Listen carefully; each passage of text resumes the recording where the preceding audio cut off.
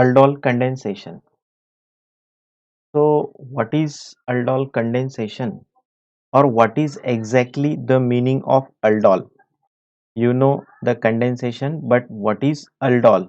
Okay, so aldehyde containing at least one alpha hydrogen atom undergo a reaction in presence of dilute alkali as a catalyst to form beta hydroxy aldehyde. तो इसको बोलते हैं beta hydroxy aldehyde जो है उसको बोलते हैं aldol. Okay, beta hydroxy aldehyde जो है उसको बोलते हैं अल्डोल. ओके, तो this reaction is known as aldol reaction. मतलब ये जो रिएक्शन है इसमें देखते हैं हम एग्जैक्टली क्या है.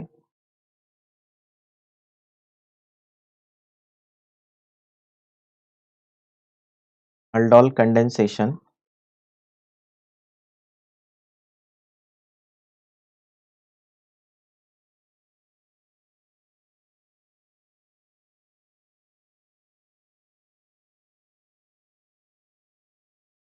तो क्या है अल्डोल कंडेंसेशन रिएक्शन में? तो aldehyde containing at least one alpha hydrogen atom. तो अल्डिहाइड जिसमें एक अल्फा हाइड्रोजन होगा. Okay, aldehyde which contains at least one alpha hydrogen undergoes a reaction. Okay, तो ये अल्डिहाइड है, इसमें एटलीस्ट एक अल्फा हाइड्रोजन होना चाहिए.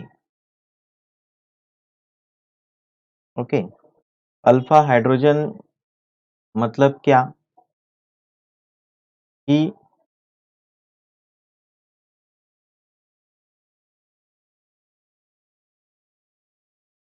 ये जो है अल्किल ग्रुप, इसको और एक अल्किल ग्रुप अटैच होना चाहिए.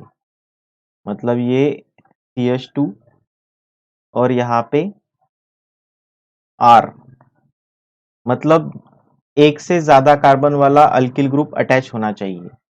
समझा आपको? ये एक अल्किल ग्रुप है, एक से ज्यादा वाला कार्बन जो होगा उसमें अल्फा हाइड्रोजन होगा. ओके, तो अल्फा हाइड्रोजन एटम उसमें होने चाहिए, एक से ज्यादा अल्किल ग्रुप उसमें अटैच होना चाहिए. ओके, तो ये रिएक्ट होगा इससे, ये रिएक्ट होगा NaOH से, सोडियम हाइड्रोक्साइड से. डाइल्यूट वाला चाहिए यहाँ पे, डाइल्यूट NaOH या KOH या Na2CO3 सोडियम कार्बोनेट भी हम यूज कर सकते हैं इस रिएक्शन के लिए. डाइल्यूट अल्कली होनी चाहिए, तो डाइल्यूट अल्कली में डाइल्यूट NaOH, KOH या Na2CO3 भी यूज कर सकते हैं as a in presence of dilute alkalis. Okay, alkali के प्रेजेंस में, यहाँ पे अल्कली के प्रेजेंस में, तो क्या होगा? तो ये दो लेने हैं मॉलिक्यूल्स, लेने हैं दो मॉलिक्यूल्स लेने के बाद जो तैयार होगा वो होगा अल्डोल. और अल्डोल से फिर वाटर रिमूव करने के बाद अल्फा बीटा अनसैचुरेटेड अल्डिहाइड तैयार होगा. ओके, तो ये अल्डिहाइड है. अल्डिहाइड जब रिएक्ट होगा इससे तो बनेगा अल्डोल.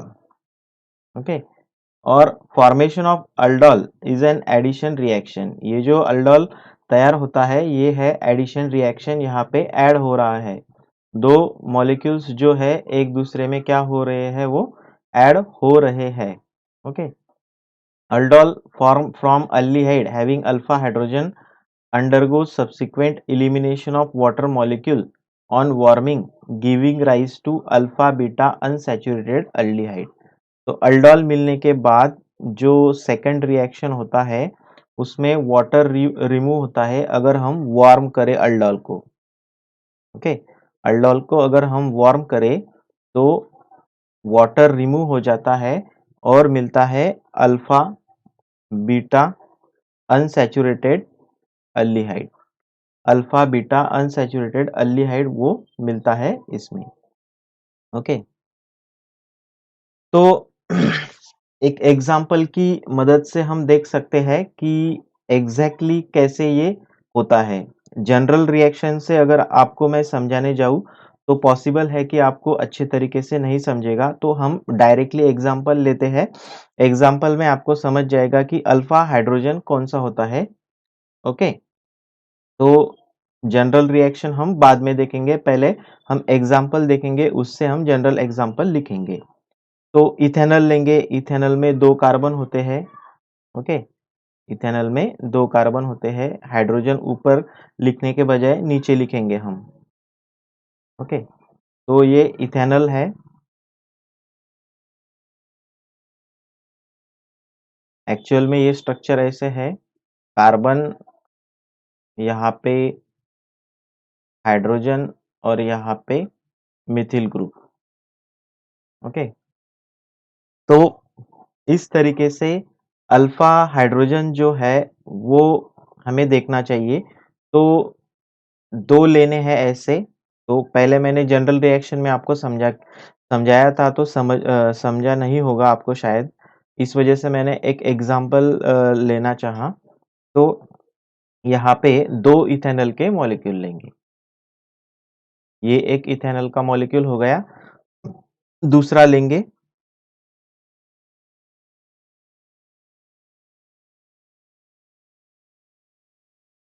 ओके, डाइल्यूट NaOH जो है अल्कली, वो एज अ कैटलिस्ट लेंगे। Dilute NaOH as a alkali क्या लेंगे, कैटलिस्ट लेंगे। ओके, तो ये और ये स्ट्रक्चर सेम ही है। ये जो फंक्शनल ग्रुप अटैच है इस कार्बन को, ये कार्बन छोड़ के, ये जो है ये कार्बन छोड़ के जो पहला कार्बन आएगा वो अल्फा, दूसरा कार्बन आएगा वो बीटा, तीसरा कार्बन आएगा वो गामा। तो इस तरह से ये कार्बन जो कॉमन नेम सिस्टम है उसमें ग्रीक लेटर्स से इंडिकेट किए जाते हैं। तो अल्फा पहला आएगा अल्फा, तो अल्फा कार्बन को जो अटैच होंगे वो सभी सभी जो हाइड्रोजन होंगे वो अल्फा हाइड्रोजन होंगे। ओके, तो सेम है यहाँ पे भी, सिर्फ मैंने एक हाइड्रोजन निकालना है, इस वजह से ये हाइड्रोजन बाहर रखा और CH2 मतलब कार्बन को 2 हाइड्रोजन जोड़ दिए। और जो हाइड्रोजन हमको निकालना है, हाइड्रोजन निकालना इन द सेंस ऐड हो रहे हैं वहां पे, तो देखेंगे हम कैसे क्या हो रहा है। पर आप अभी फिलहाल तो ये ध्यान में रखो कि अल्फा हाइड्रोजन की पोजीशन हम समझ रहे हैं पहले। अल्फा हाइड्रोजन की पोजीशन समझ रहे हैं, ये दोनों स्ट्रक्चर सेम ही है, ये दोनों ही इथेनॉल ही है। ओके, तो यहाँ पे कंडेंसेशन रिएक्शन है। कंडेंसेशन हो रहा है मतलब ये दोनों का कंडेंसेशन हो रहा है, ये दोनों का क्या हो रहा है, कंडेंसेशन, और बन रहा है अल्डोल। दोनों का कंडेंसेशन, दो अल्डिहाइड का कंडेंसेशन जिसमें अल्फा हाइड्रोजन होगा, ऐसा अल्डिहाइड हमको लेना है। और वो अल्डिहाइड लेने के बाद वो दोनों कंडेंस हो रहे हैं, दो मॉलिक्यूल्स अल्डिहाइड के एक दूसरे में कंडेंस हो रहे हैं, और उसको बोलेंगे कंडेंसेशन। और जो रिजल्टिंग प्रोडक्ट है वो बनेगा अल्डोल। इस वजह से इस रिएक्शन को अल्डोल कंडेंसेशन रिएक्शन बोला जाता है। तो डाइल्यूट NaOH के प्रेजेंस में ये जो है ये कंबाइन हो जाते हैं दोनों के दोनों। तो दोनों को हम कंबाइन करेंगे, तो ये है CH3, यहाँ पे लिखता हूं मैं, नीचे लिखता हूं CH3। ये जो है ये तीनों, ये CH3, उसके बाद कार्बन, यहाँ पे ये जो हाइड्रोजन है ये यहाँ पे आएगा। ये जो हाइड्रोजन है, ये वाला अल्फा हाइड्रोजन जो है ये यहाँ पे अटैच होगा, और ये जो बॉन्ड है इसका, ये बॉन्ड ब्रेक होगा। Double bond, bond of oxygen is broken because of there is a formation of bond between oxygen and hydrogen. तो ये हाइड्रोजन आ गया यहाँ पे। ओके, बाकी का वैसे के वैसे है। ये जो है ये कार्बन अटैच होगा इस कार्बन को। ओके, इस कार्बन को अटैच होगा ये हाइड्रोजन यहाँ पे। ओके, ये जो कार्बन और हाइड्रोजन है ये यहाँ पे, ये कार्बन को एक CH2 अटैच होगा, 1 2 3 और हाइड्रोजन 4। तो वैलेंसी बराबर सेटिस्फाई हो रही है। आगे वाला कार्बन लेंगे, डबल बॉन्ड, उसके बाद हाइड्रोजन। तो ये जो स्ट्रक्चर है ये नंबरिंग यहाँ से करनी पड़ेगी। चेंजेस जो हुए हैं वो मैंने अलग कलर में दिखाए हैं, आप कलर देख सकते हो। यहाँ पे हाइड्रोजन अटैच हुआ है, तो 1 2 3 और 4। तो पहली बात तो ये ब्यूटेन, ब्यूटेन है पेरेंट चेन, उसकी क्या है ब्यूटेन। ओके, तो ब्यूटेन तो है, पर उसमें ये जो ग्रुप है ये कार्बोनिल वाला, इस वजह से ये कार्बोनिल ग्रुप होने के वजह से एक हाइड्रोजन है और ये पूरा का पूरा ग्रुप अल्किल ग्रुप कंसीडर करेंगे। तो ये अल्डिहाइड है, डेफिनेटली क्या है ये अल्डिहाइड है, क्योंकि ये जो है ये फंक्शनल ग्रुप और एक हाइड्रोजन होने के वजह से, वन हाइड्रोजन। ओके, और ये जो बाकी का जो है वो एक as a consider as a alkyl group. तो यहाँ पे ये अल्डिहाइड है, तो अल्डिहाइड को, अल्डिहाइड में सफिक्स लगाना पड़ता है एल। ओके, तो ई को निकाल के एल ये सफिक्स लगाना पड़ेगा, ई को निकाल के एल सफिक्स लगाना पड़ेगा। तो बन गया ब्यूटेनल। ठीक है, अल्डिहाइड बराबर हमने जो है नाम उसको दिया कि ब्यूटेन में से ई निकल के एल लगेगा, क्योंकि ये अल्डिहाइड है, एक हाइड्रोजन है, इस वजह से ये बन गया ब्यूटेनल। ठीक है, ब्यूटेनल तो बन गया। तो अभी तीसरे कार्बन को हाइड्रोक्सिल ग्रुप अटैच है, इस वजह से इसमें ये भी ऐड करना पड़ेगा। तीसरे कार्बन को, तीसरे कार्बन को हाइड्रोक्सी ग्रुप अटैच है, 3 हाइड्रोक्सी। ओके, और आगे जो है वो है ब्यूटेनल, 3 हाइड्रोक्सी ब्यूटेनल। समझा आपको चेंजेस कहाँ कहाँ पे और कैसे कैसे आ रहे हैं? वो अच्छे तरीके से आप देखो कि हाइड्रोक्सी क्यों आया है, तीसरे कार्बन को हाइड्रोक्सी ग्रुप अटैच है। तो 3 हाइड्रोक्सी ब्यूटेनल, इसको ही बोला जाएगा अल्डोल, इसको ही बोला जाता है अल्डोल। ओके, नेक्स्ट जो है वो होगा, इसमें से वाटर इवेपोरेट होगा। ओके, अगर हम उसको गर्म करें थोड़ा, तो -H2O मतलब वाटर उसमें से रिमूव होगा। तो वाटर कहाँ से रिमूव हो रहा है? तो जो वाटर है वो यहां से रिमूव होगा, वाटर यहां से रिमूव होगा। तो आगे हम लिखेंगे जैसा है वैसे ही।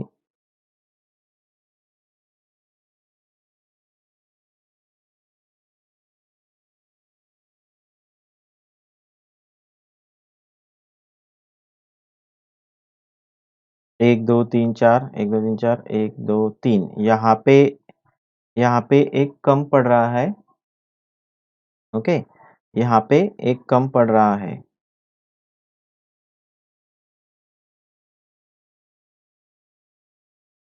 ये कार्बन, ओके, यहाँ पे एक हाइड्रोजन है, तो 2 बॉन्ड आएंगे क्योंकि यहाँ पे एक कम हो रहा था। 1 2 3 और 4, 1 2 3, 1 2 3, ये इसमें एक रिमूव हो जाएगा। ओके, तो CH3, CH double bond CH, ये यहाँ पे ले लेते हैं।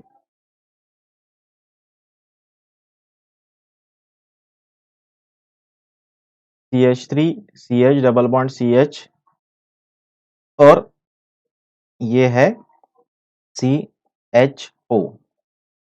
तो इसको डायरेक्टली भी हम लिख सकते हैं।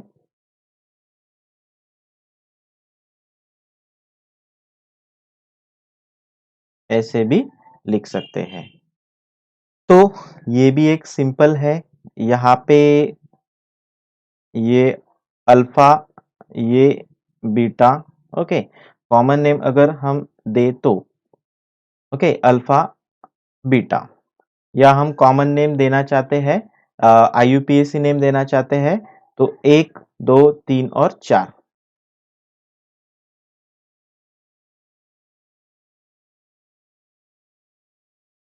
तो दूसरे का 4 कार्बन है तो ये ब्यूटेन है, और यहाँ पे डबल बॉन्ड है तो ये ब्यूटीन है, ENE। ओके, 4 कार्बन है और डबल बॉन्ड है, इस वजह से ये जो स्ट्रक्चर का नाम है ये है ब्यूटीन।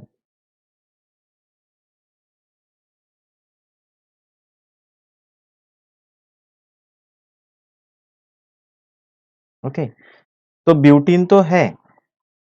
ओके, पर यहाँ पे ये CHO ग्रुप होने के वजह से ये अल्डिहाइड है, तो सफिक्स जो है वो Al लगेगा। सफिक्स जो है वो Al लगेगा। तो Al लगेगा तो ये जो E है वो रिमूव होगा। E जो है वो क्या होगा, रिमूव होगा।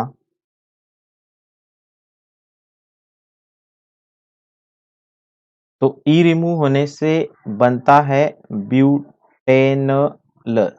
ब्यूटेनल बनता है ब्यूटेनल। तो यहाँ पे दूसरे और तीसरे कार्बन के बीच में डबल बॉन्ड है तो लोअर लोकेंट लेना पड़ेगा। तो 2 लेना पड़ेगा। क्यों लेना पड़ेगा? लोअर लोकेंट लेते हैं हम। लोकेंट जो है, लोकेंट का नंबर जो है वो लोअर लेते हैं अगर डबल बॉन्ड हुआ तो उनमें, या जो कुछ भी ट्रिपल डबल ऐसे बॉन्ड हुए या कोई ग्रुप अटैच हुआ तो लोअर लोकेंट लेना पड़ेगा। तो इसका नाम जो आएगा वो ब्यूट, स्टैंडर्ड मेथड से। वैसे तो 2 ब्यूटेनल भी ठीक है, पर अगर स्टैंडर्ड मेथड से जाए तो ब्यूट 2 ENAL ऐसा उसका नाम आता है। तो ये है जनरल रिएक्शन, हम अभी देखेंगे। पर ये जो रिएक्शन है ये इतनी इम्पोर्टेंट है, अल्डोल रिएक्शन। इस साल नीट एग्जाम में 2020 का ये जो साल है अपना, अभी जो एग्जाम हुई 13 सितंबर को, उसमें अल्डोल कंडेंसेशन में क्रॉस अल्डोल कंडेंसेशन पे क्वेश्चन आए थे। ओके, तो आप PDF डाउनलोड करके देख सकते हो कि 2020 के जो क्वेश्चन पेपर है वो हमारे लेक्चर्स में से ही बहुत सारे क्वेश्चन इजीली सॉल्व हो जाते हैं। तो इसी तरह से आप लेक्चर अटेंड करते रहो और बारीकी से उसका स्टडी करो। ओके, केमिस्ट्री में अगर आपको अच्छे मार्क्स लाना है तो ये जो रिएक्शन वाला पार्ट है वो बहुत ही इम्पोर्टेंट पार्ट है। वैसे तो सभी पार्ट इम्पोर्टेंट ही होता है एग्जाम में स्टडी का, पर जो कुछ मैंने प्रीवियस ईयर में जो सिखाया था स्टूडेंट्स को, मेरे कुछ स्टूडेंट्स को, तो वो स्टूडेंट्स को वो पेपर अच्छा गया। और जो मैंने बातें बोली थी कि यहाँ पे आप स्ट्रेस देना चाहिए आपने, कि जो टॉपिक मैंने बोले थे बच्चों को कि वो स्ट्रेस ज़्यादा देना चाहिए, वो टॉपिक ही उठाए हैं नीट एग्जाम में वैसे के वैसे, या उस टॉपिक पे ही एग्जाम में ज्यादातर क्वेश्चन पूछे गए। और इतना इजी पेपर था कि इजीली आप भी सॉल्व कर सकते हो अगर आपका स्टडी अच्छा हुआ तो इस तरह से ये जो कंडेंसेशन है इसमें और एक और रिएक्शंस है जैसे कि क्रॉस अल्डोल कंडेंसेशन, तो वो हम देखेंगे आगे।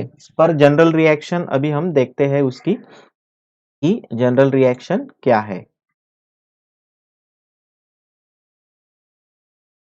तो ये है जनरल रिएक्शन उसकी। तो इसमें 2 मॉलिक्यूल्स लिए हैं, जैसे कि मैंने आपको ये एग्जाम्पल लेके बताया, ये एग्जाम्पल है उसका। इथेनॉल, 2 इथेनॉल मॉलिक्यूल लिए थे हमने।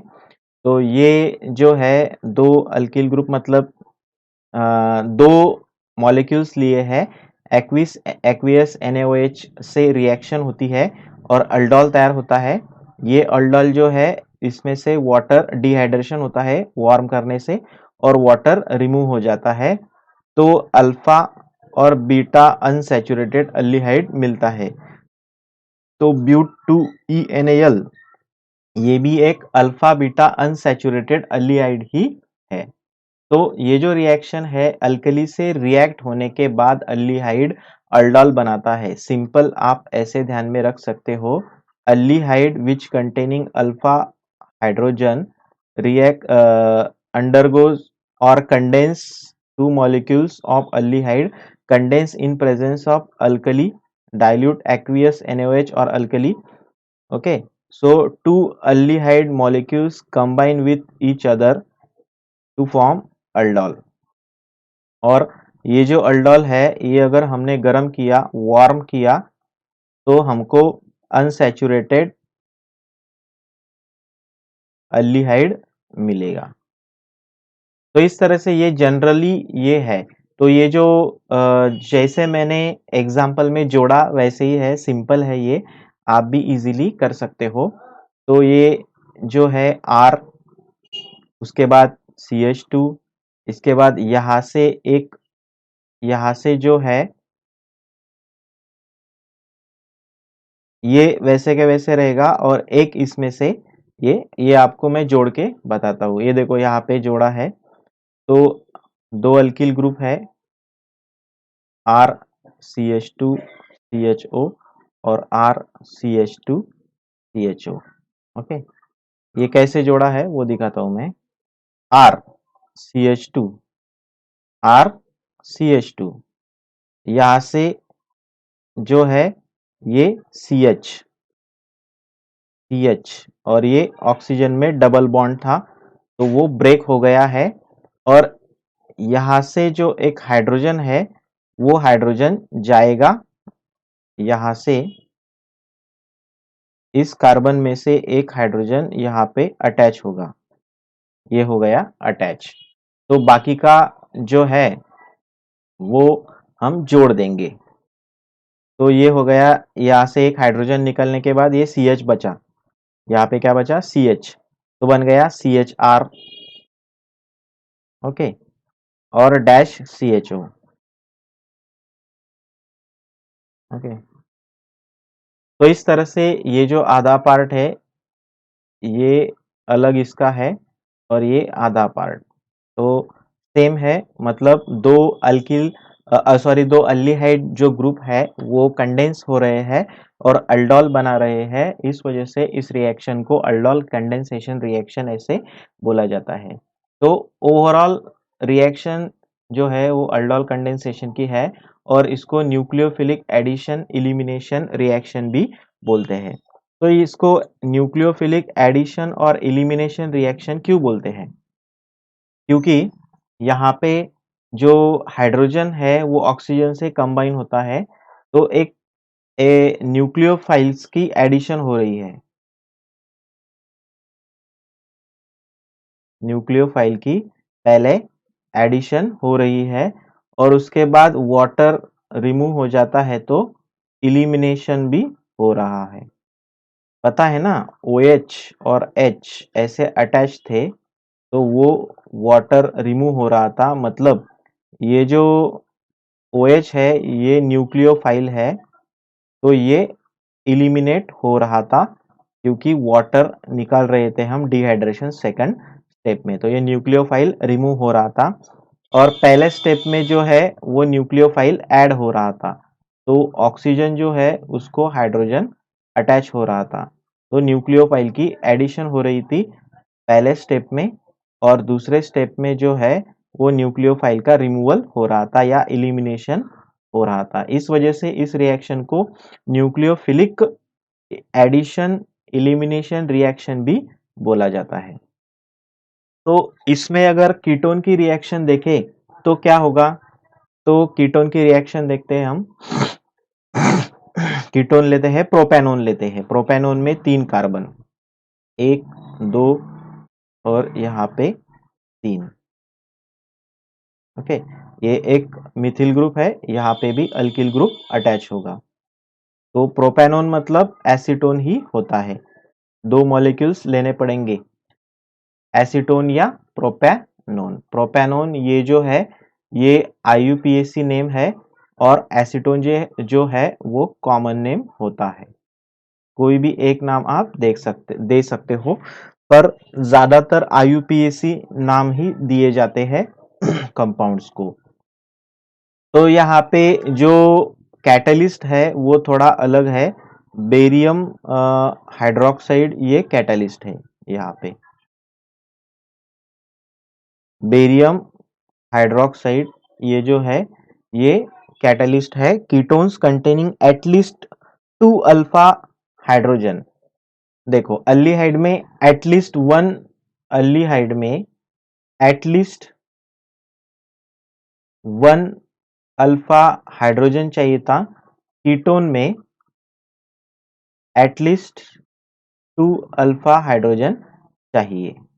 ओके, तो है ना यहाँ पे ये कार्बन छोड़ के, ये कार्बन छोड़ के ये एक तो ये अल्फा आ सकता है, ये तो एक ये अल्फा आ सकता है, और उसको जो अटैच हुए जो हाइड्रोजन है वो सभी अल्फा होंगे।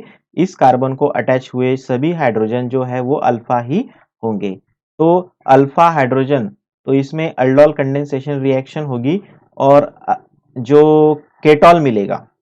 ओके, तो ये जो अल्डोल कंडेंसेशन टाइप रिएक्शन है यहाँ पे भी होगी, सिर्फ अल्डिहाइड का Al छोड़ के ई लगाना पड़ेगा केटॉन का। तो यहाँ पे केटॉल केटॉल मिलेगा, अल्डोल के बजाय केटॉल मिलेगा। तो यहाँ पे केटॉल में से अगर वाटर रिमूव किया जाए, डिहाइड्रेशन किया जाए वार्म करके, तो अल्फा बीटा अनसैचुरेटेड कीटोन ही मिलेगा, जैसे कि अल्डिहाइड में मिल रहा था अल्फा बीटा या ब्यूटेनल, उस तरह से यहाँ पे जो है वो मिलेगा। पर देखेंगे यहाँ पे क्योंकि कार्बन की जो संख्या है, carbon the number of carbon is more as compare to aldehyde. In aldehyde there are only 2 carbons, एक यहाँ पे हाइड्रोजन था। यहाँ पे कीटोन में ये 3 कार्बन है, अल्डिहाइड में 2 ही कार्बन थे और एक हाइड्रोजन था। तो यहाँ पे ब्यूटेन वाला प्रोडक्ट नहीं मिलेगा क्योंकि 3 हाइड्रोजन इसके है, और ऐसे ही 3 हाइड्रोजन मतलब 3 और 3 6, तो यहाँ पे थोड़ा अलग प्रोडक्ट मिलेगा। ओके, समझा आपको? यहाँ पे थोड़ा अलग प्रोडक्ट क्यों मिलेगा, क्योंकि वहां पे 2 कार्बन थे, 2 और 2 4 हुए, यहाँ पे 3 कार्बन है, 3 और 3 6 हो जाएंगे। तो देखते हैं कि क्या प्रोडक्ट मिलता है। तो पहले तो ये दोनों कंडेंस करने पड़ेंगे, तो यहाँ पे लिखता हूं मैं,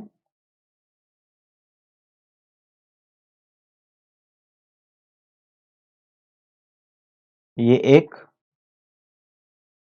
ये दूसरे कलर में लेता हूं।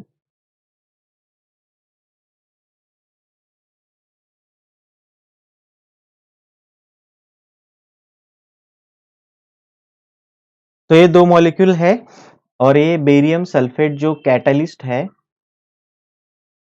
उसके मदद से ये दोनों का कंडेंसेशन होने वाला है। तो पहला मॉलिक्यूल जो है वो लेंगे, पहला मॉलिक्यूल कार्बन,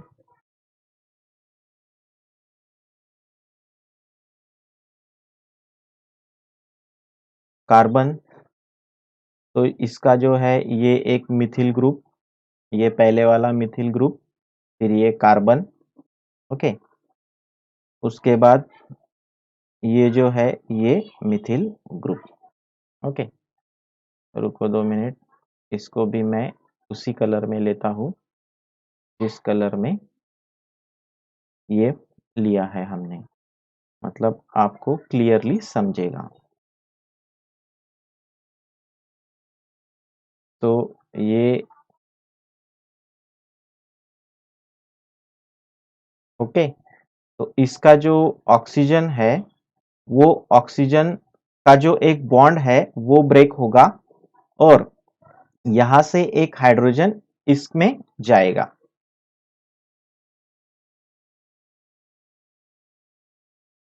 ये जो हाइड्रोजन है यहाँ से एक हाइड्रोजन निकलेगा और यहाँ पे अटैच होगा, हो गया अटैच।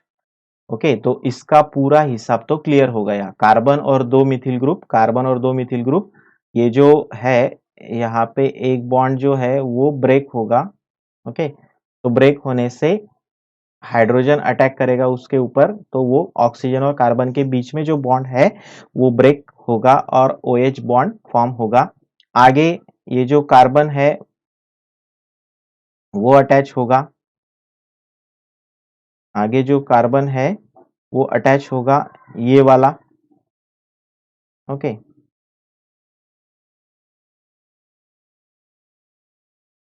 समझा आपको? ये वाला जो कार्बन है जिसमें से हाइड्रोजन निकला है वो कार्बन यहाँ पे अटैच होगा।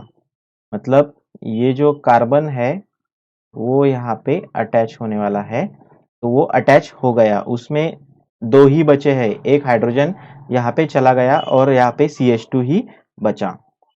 तो वैसे हम वो लिख लेते हैं। तो यहाँ पे थोड़ी सुविधा के लिए हम ऐसे लिखते हैं,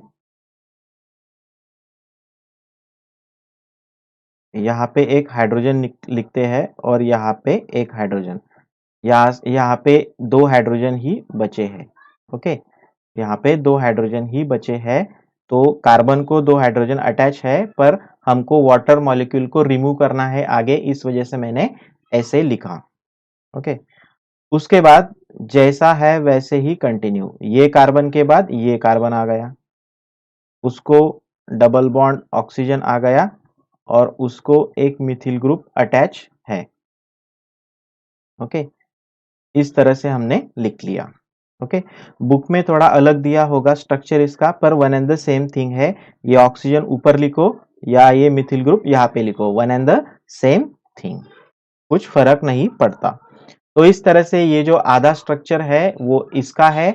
और क्या चेंजेस हुए यहाँ पे कि ये जो मिथिल ग्रुप है वहां से हाइड्रोजन ने अटैक किया ऑक्सीजन के ऊपर और ऑक्सीजन का बॉन्ड ब्रेक किया। बॉन्ड ब्रेक करने के बाद हाइड्रोजन वहां पे अटैच हो गया और उसके बाद नेक्स्ट कार्बन जो है वो डायरेक्टली अटैच हो गया और हाइड्रोजन हमने नीचे दिखाया क्योंकि डी डी डिहाइड्रेशन होने वाला है आगे, तो ये रिमूव करने के लिए। ओके, तो ये जो है ये बन गया, इसका नाम हम अभी देंगे। तो ये है अल्फा केटॉल, इसका नाम क्या है? अल्फा केटॉल। ओके, तो केटॉल नाम क्यों है? क्योंकि कार्बोनिल कार्बन का ये ग्रुप।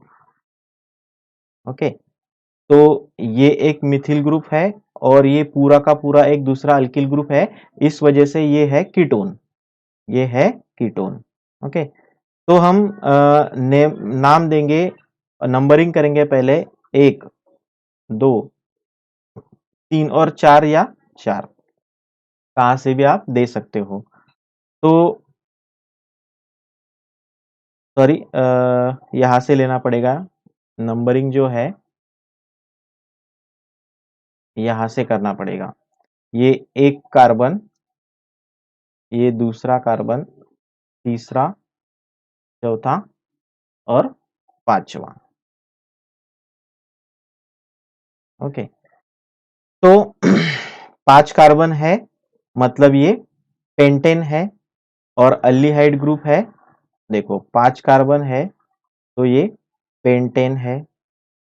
अभी ये कीटोन है क्योंकि दो अल्किल ग्रुप अटैच है, ये एक और एक पूरा, तो OH अगर रहा भी तो ये अल्किल ग्रुप ही कंसिडर किया जाता है। तो यहाँ पे जो है ये E निकलेगा और उसको लगेगा ONE, तो बन गया प्रोपेनोन, पेंटेनोन, पेंटन, ONE मतलब पेंटेनोन बन गया। ओके, पेरेंट नेम हमने ढूंढा, पेंटेनोन बन गया। तो आगे पांच कार्बन है, इस वजह से पेंटेन है, और कीटोन है तो ई निकलेगा और ONE लगेगा, पेंटेनोन बन गया। पर चौथे कार्बन को हाइड्रोक्सिल ग्रुप अटैच है और मिथिल ग्रुप अटैच है। चौथे कार्बन को ये जो हाइड्रोक्सिल ग्रुप है वो अटैच है और मिथिल ग्रुप जो है वो अटैच है। तो हम लिख सकते हैं चौथे कार्बन को हाइड्रोक्सिल ग्रुप अटैच है, 4 हाइड्रोक्सी। चौथे कार्बन को हाइड्रोक्सिल ग्रुप अटैच होने के वजह से लिखेंगे 4 हाइड्रोक्सी 4 मिथिल, क्योंकि मिथिल ग्रुप भी अटैच है। पेंटन, कौन से कार्बन को है पेंटन? तो दूसरे कार्बन को है, ये देख सकते हो आप, दूसरे कार्बन को ये फंक्शनल ग्रुप अटैच है, इस वजह से पेंटन 2 ONE। ऐसे ये जो रूल्स के हिसाब से अगर हम नाम दे तो एग्जैक्टली हम कोई गलती नहीं कर सकते, एग्जैक्ट नाम आता है उसका। रूल्स अगर हम अच्छे तरीके से फॉलो करें तो उसमें कुछ भी प्रॉब्लम नहीं हो सकता, वो एकदम फ्री फ्लोइंग नाम आता है उसका। तो इस तरह से हमने नाम दिया 4 हाइड्रोक्सी 4 मिथिल पेंटन 2 ONE, ये नाम आया, ये है केटॉल। इसका नाम जो है, ये नाम जो आया ये है अल्फा केटॉल। ओके, अल्फा केटॉल नाम है ये। उसके बाद अभी ये जो अल्फा केटॉल है इसमें से वाटर रिमूव हो जाएगा अगर हम उसको वार्म करें तो। तो ठीक है, वार्म करते हैं और ये जो वाटर है वो रिमूव करते हैं। सेकंड स्टेप में वाटर रिमूव करते हैं हम। वाटर रिमूव करने के बाद जो बचेगा वो वैसे के वैसे लिख लेंगे। ये है CH3 CH, यहाँ पे double bond CH CH3, okay, double bond O। तो इस तरह से ये आया। तो इसका भी हम नाम देंगे, नामकरण करेंगे इसका भी। तो इसका नामकरण हम IUPAC सिस्टम से ही करेंगे। तो यहाँ से हमको नंबरिंग स्टार्ट करना पड़ेगा, 1 2 3 4 और 5 या 5। तो पहली बात ये है 5 कार्बन, मतलब ये है पेंटेन।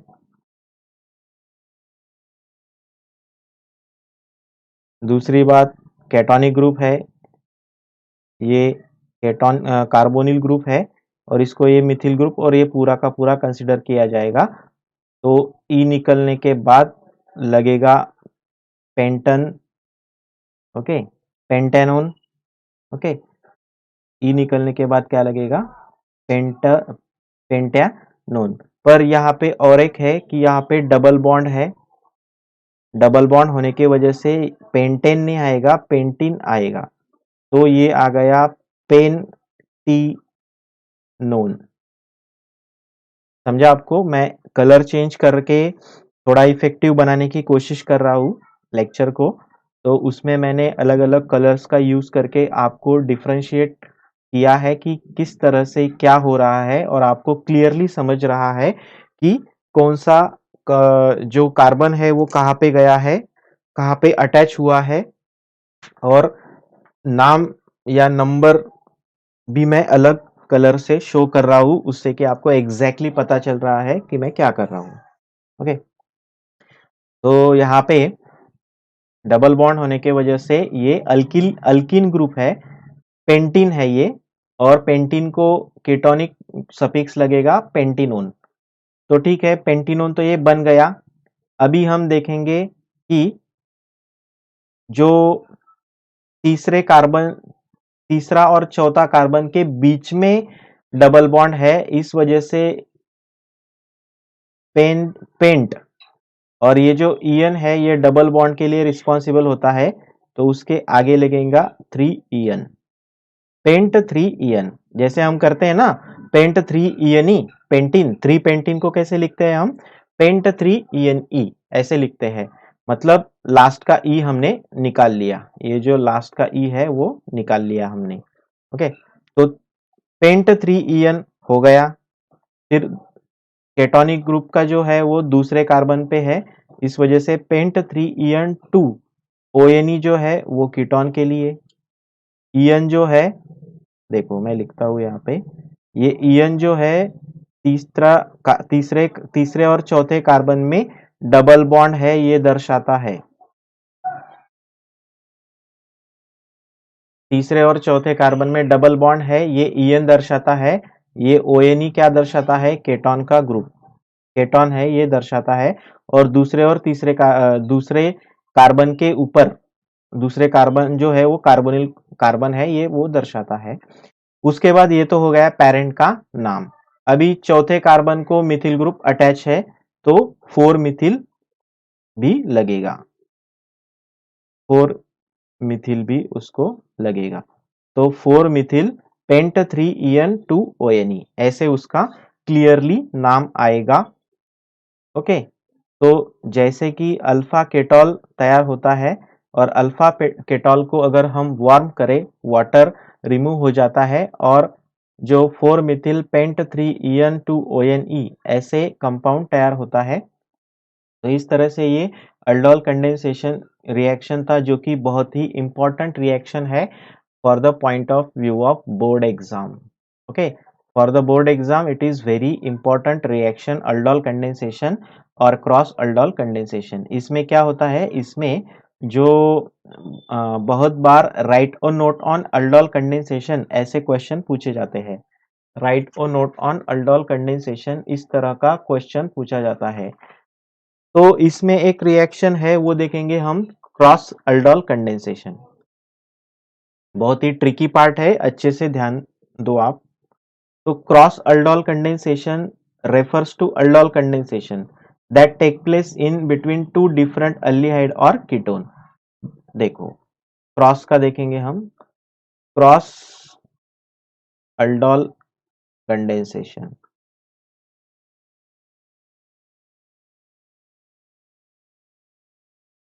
तो इसमें एक्चुअल में क्या होता है कि यहाँ पे अल्डोल कंडेंसेशन होता है, कंडेंसेशन ही होता है टू डिफरेंट अल्डिहाइड्स।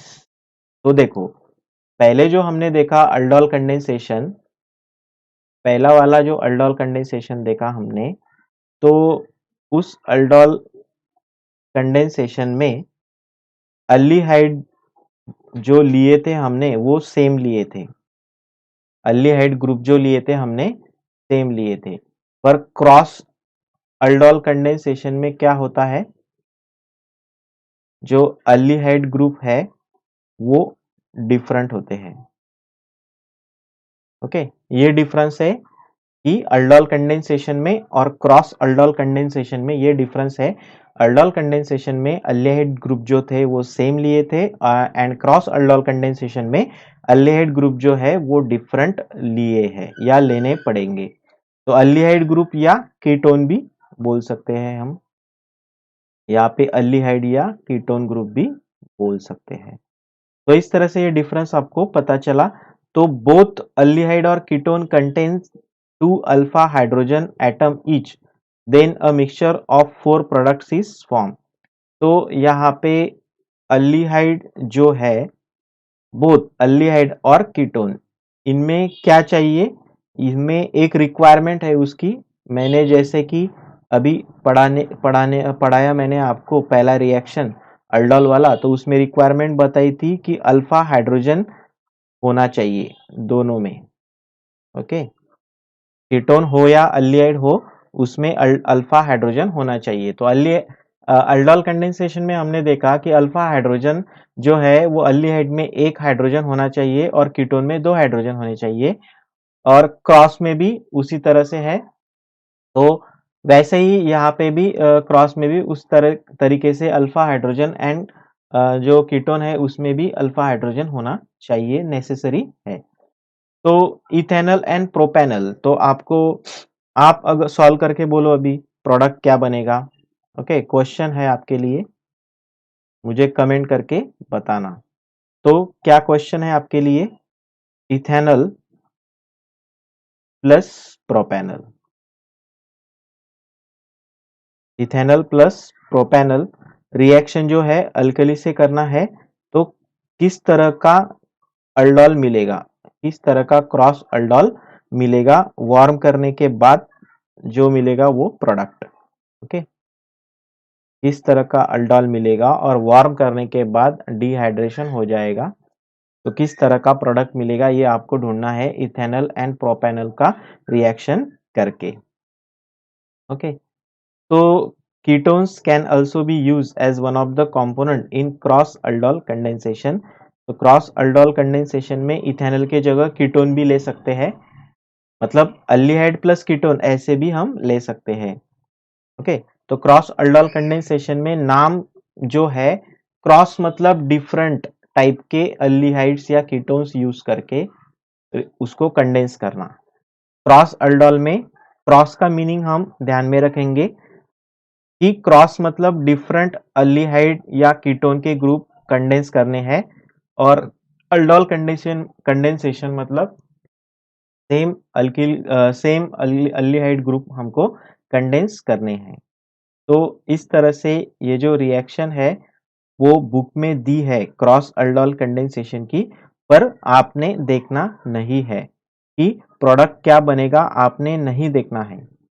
आपने पहले खुद से सॉल्व करना है, और खुद से सॉल्व करने के बाद page number 273 Maharashtra state board की जो किताब है केमिस्ट्री की, उसमें से आपने देखना है 273 पे लास्ट वाला जो पेज पे नीचे दिए है रिएक्शन, पूरी रिएक्शन बना के दी है, तो आप देख सकते हो। पर पहले आप खुद से सॉल्व करना सीखो। जो मैंने एक माइन्यूट बात आपको बताई रिएक्शन के दौरान, अलग अलग कलर यूज करके मैंने एकदम एक एक क्लीन सा आपको एक रिएक्शन का बिहेवियर समझाया कि कौन सा क्या कैसे क्या हो रहा है, वो मैंने आपको समझाया। तो उस हिसाब से तो आपको अच्छे तरीके से आना चाहिए, वो रिएक्शन होना चाहिए। ओके, तो ठीक है, फिर कैनिज़ारोस रिएक्शन जो है और क्रॉस कैनिज़ारोस रिएक्शन है वो आप नेक्स्ट लेक्चर में मैं आपको बताऊंगा। तो बने रहिए मेरे साथ। Okay, thank you.